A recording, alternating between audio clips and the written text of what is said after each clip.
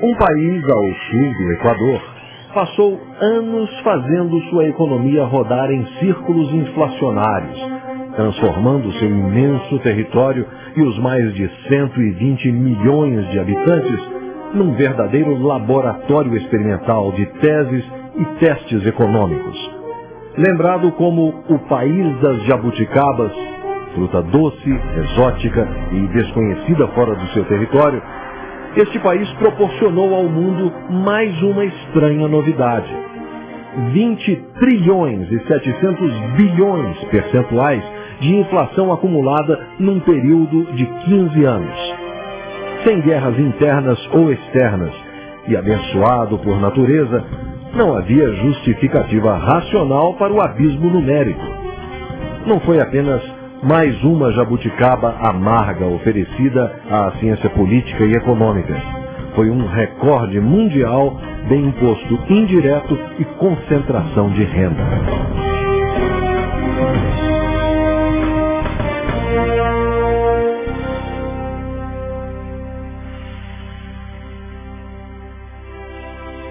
No princípio, era o pau-brasil, depois a cana-de-açúcar, o cacau, o tecido, os escravos. O Brasil teve muitas moedas de troca, escambo, e as moedas de fato desde os florins dos holandeses, o real, no plural réis, o cruzeiro, cruzeiro novo, cruzeiros de novo, cruzados, cruzados novos, cruzeiros novamente, cruzeiro real e real. Foi com Getúlio Vargas, a Segunda Guerra e a industrialização que o Brasil conheceu o cruzeiro. Ele voltaria ao cenário muitas vezes, e é com ele que começaria o trilionário mergulho no abismo da inflação.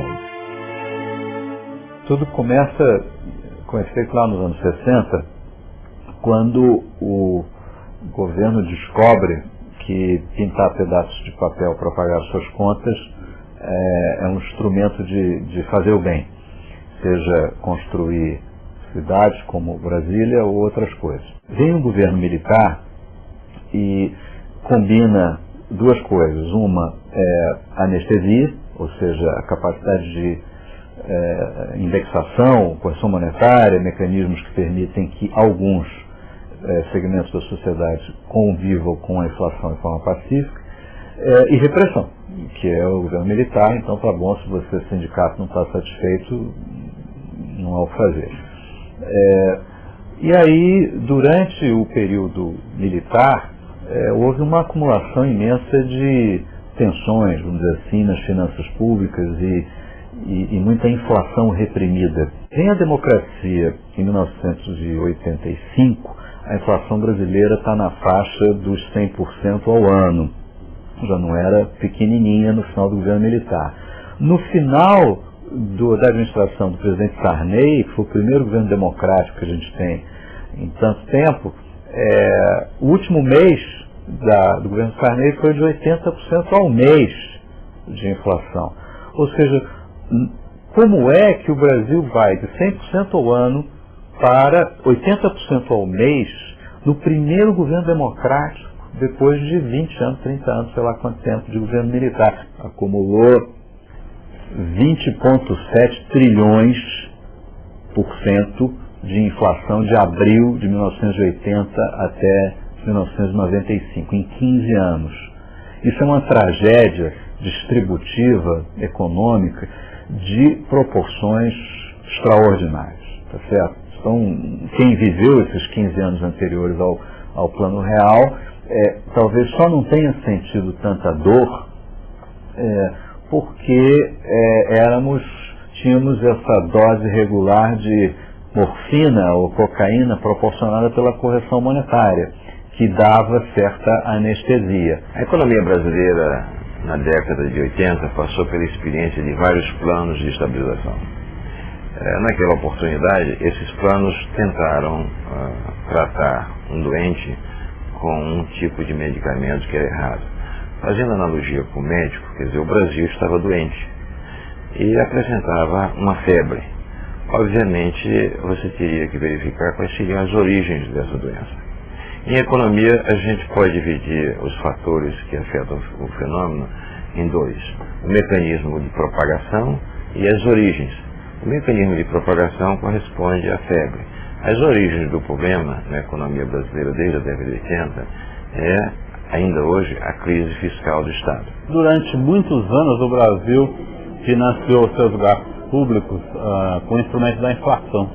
Na verdade, os governos utilizaram o espaço dado pela própria inflação para resolver os problemas dos gastos públicos. Os planos de estabilização, como o Plano Cruzado, eles identificaram na origem do problema a febre do paciente. Obviamente deram um antitérmico e com esse diagnóstico errado, certamente não levou a economia a lugar nenhum. Nós tivemos então uma sucessão de planos de estabilização que foram um completo desastre. Tudo foi estudado criteriosamente e com seriedade. Mas este programa tem que ser um programa do povo brasileiro. Todos estaremos mobilizados nessa luta. Cada brasileiro ou brasileira será e deverá ser um fiscal dos preços. E aí, posso me dirigir a você, brasileiro ou brasileira, para investi-lo no fiscal do presidente, para a execução fiel desse programa em todos os cantos deste Brasil. Na verdade, era o Larida, depois Cruzado, um plano de Tércio Arida e André Lara Rezende, estudado desde o início dos anos 80. Ainda era uma teoria, mas o horizonte não apresentava muitas alternativas.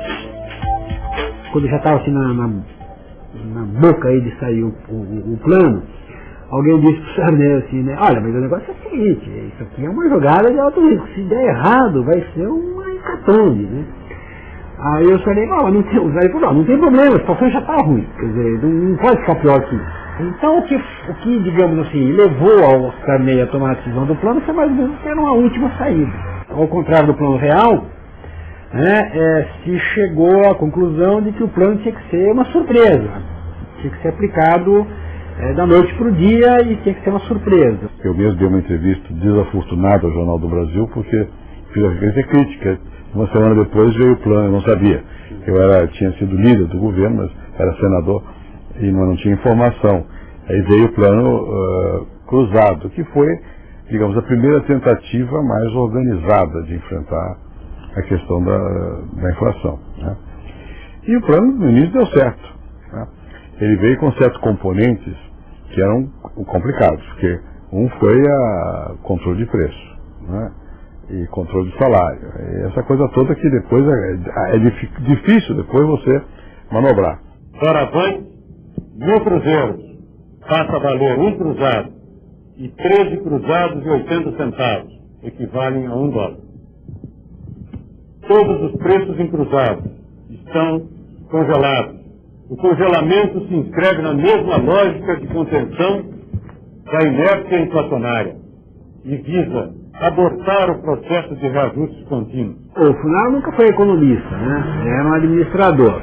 E ele não entendia muito bem. Para falar a verdade, o Funaro não entendeu e morreu sem entender o plano na sua lógica econômica e tal. O congelamento de preços, que era para ser uma peça acessória, tornou-se a peça principal. Durante dias, ainda na véspera do plano, os economistas discutiam se ia ter ou não ia ter congelamento. E a ideia, até pertinho do plano, era que não deveria ter congelamento. E eu lembro que o PSL sempre dizia, não, a gente tem que ter assim, um preço subindo, um preço caindo, de modo que a média dá zero, para dar uma inflação zero. Se você faz o congelamento no dia 10, o que acontece? Como é que estão os preços no dia 10? Bom, tem preço que acabou de ser reajustado, está no pico. Tem preço que foi reajustado há uma semana, está na média. Tem preço que foi reajustado há 3 semanas e está no vale, está no nível mais baixo. Vamos imaginar que só tenha 3 agentes na economia. O João, o Antônio e a Maria, né? Quer dizer, então o João aumenta seus preços todo dia 1º do mês. Aí a Maria, que compra do João coisas, etc., aumenta seus preços no dia 10 do mês. E o Antônio aumenta no dia 20. Quando começou, isso não importa quem começou, porque isso, né? Mas isso começou e está funcionando. Agora imagine que você queira acabar com e a inflação então está em 10% ao mês. Todo mês tem uma inflação de 10%. É uma média. São os três aumentam 10%. Né? Seus preços, só tem 3 agentes na economia, é um modelinho. Agora, o que acontece? Quer dizer, vamos que eu diga, João, você precisa parar de aumentar seus preços. Então, quando chegar o dia 1º, você não aumenta seus preços, né? Porque nós vamos fazer um plano, vamos fazer cortar o déficit público, vamos fazer isso e aquilo. O João diz, bom, mas se eu parar de aumentar, se eu não aumentar meu preço agora, eu vou sair perdendo muito, porque eu já aceitei os preços mais altos deles e eu vou ficar com os meus preços relativos muito abaixo dos outros. Eles também param, mas eu fico desequilibrado, não posso parar. O resultado, dadas essas complicações todas, o pessoal falou, então vamos congelar os preços básicos. Quais preços? Quer saber de uma coisa? Está tudo congelado. E aí quando chegou perto do dia que o Sarney e o Funaro foram se entrosando mais com o plano, mais o Sarney, eles ficaram com medo dessa ideia. Aí faz uma desindexação e tal. E aí vem o negócio de congelamento. O congelamento é perfeito. Para um político, entende direto, preços estão congelados. Isso aí é uma coisa fácil de entender. Né? O que é congelamento? E como tinha alguns economistas do plano que defendiam o congelamento, então vai de congelamento. O Sarney, o Sarney dizia, chegou em determinado momento o Sarney falou, olha, eu estou entendendo, mas eu acho que sem congelamento não funciona. Inicialmente as pessoas não entenderam direito. E depois, como realmente a inflação foi derrubada, houve uma adesão completa. Né? Agora, veja bem, ela foi derrubada e as pessoas aderiram porque eles fizeram o congelamento de preço. Né? O presidente, na época de José Sarney, chegou a ter índice de popularidades nunca visto no Brasil, né? Acima de 90%. E a adesão foi tão grande que criou-se até os fiscais do Sarney. Pessoas que fechavam o supermercado, que estavam remarcando o preço. José Sarney, o nosso presidente, o presidente da nova república. Um plano cruzado, que foi o primeiro plano mesmo, assim, mais forte que eles tentaram fazer para deter a inflação, no primeiro momento foi até interessante para a gente ter uma semana, pelo menos um mês de preços estáveis, era super interessante para a economia, as pessoas estavam mais animadas, estavam querendo comprar mais, querendo gastar mais, e a gente tinha como também ter uma ideia melhor do que estava acontecendo com o pequeno comércio da gente, né? Mas quando a política entrou no meio da economia, que eles proibiram o Funaro de reajustar os preços de 3 em 3 meses para que as empresas começassem de novo a colocar os produtos no mercado, entendeu? Começou a haver desabastecimento. Esse desabastecimento quase que acaba com as pequenas casas, porque eles não tinham poder de fogo para poder fazer compras. Eu me lembro que uma vez o ministro era o Dilson Funaro e eu era senador. O Dilson foi ao Senado, acho que em maio de 80, e quando foi 87, né? Não, 86. 86. Então, quando ele foi lá ao Senado, foi em maio de 86. Ele foi ao Senado para dizer que ele ia acabar com certos mecanismos de controle. Eu até apoiei.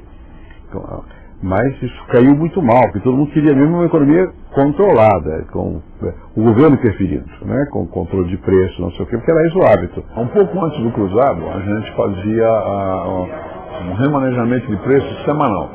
Então você, no início do mês, você estimava uma inflação para aquele período e já fazia um aumento de preço. E durante a semana você iria corrigindo para mais ou para menos, dependendo da evolução dos preços. No plano cruzado houve o congelamento total, pegou todo mundo desprevenido. A demanda fluiu de uma forma bastante exorbitante, não havia produto disponível. Isso foi sendo levado durante 3, 4, 5 meses. Depois de 7, 8 meses, nós